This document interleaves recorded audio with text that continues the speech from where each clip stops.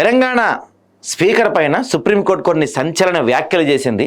గత కొన్ని రోజులుగా 10 మంది ఎవరైతే ఈ పార్టీ మారిన ఫిరాయింపు ఎమ్మెల్యేలు ఎవరైతే ఉన్నారో ఈ 10 మంది పైన గత కొన్ని రోజులుగా తెలంగాణ రాష్ట్ర వ్యాప్తంగా చర్చ జరుగుతుంది. బీఆర్ఎస్ పార్టీలో గెలిచి కాంగ్రెస్ పార్టీలోకి జంపు చేసిన 10 మంది ఎమ్మెల్యేలపై కేటీఆర్ కావచ్చు, బీఆర్ఎస్ పార్టీలో కొంతమంది కీలక నాయకులు వాళ్ళపైన అనర్హత వేటు వేయాల్సిందిగా సుప్రీంకోర్టును ఆశ్రయించారు. గత కొన్ని రోజులుగా దీనిపైన విచారణ జరుగుతూ ఉంది. అయితే 12 వారాల్లోపు అంటే 3 నెలల్లోపు డెసిషన్ తీసుకోండి అని చెప్పి గతంలో 31 జూలై తారీఖున సుప్రీంకోర్టు తీర్పు ఇచ్చింది. సో ఆ తీర్పు దాటిపోయింది. ఈరోజు చాలా కీలకమైన, ఓ రకంగా చెప్పాలంటే దేశ చరిత్రలో ఇంతవరకు ఏ కోర్టు కూడా స్పీకర్పై ఇలాంటి వ్యాఖ్యలు చేసిన సందర్భం లేదు.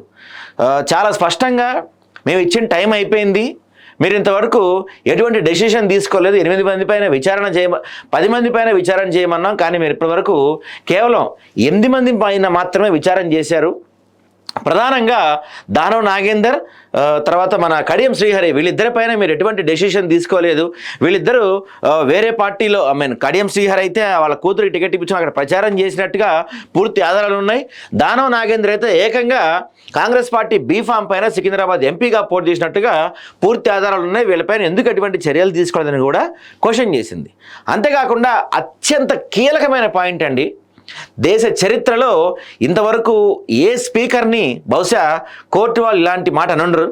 మీరు కనుక వారంలో డెసిషన్ తీసుకోండి, వారంలో వాళ్ళపైన యాక్షన్ చేసి ఆ ప్రొసీడింగ్స్ కంప్లీట్ చేయండి.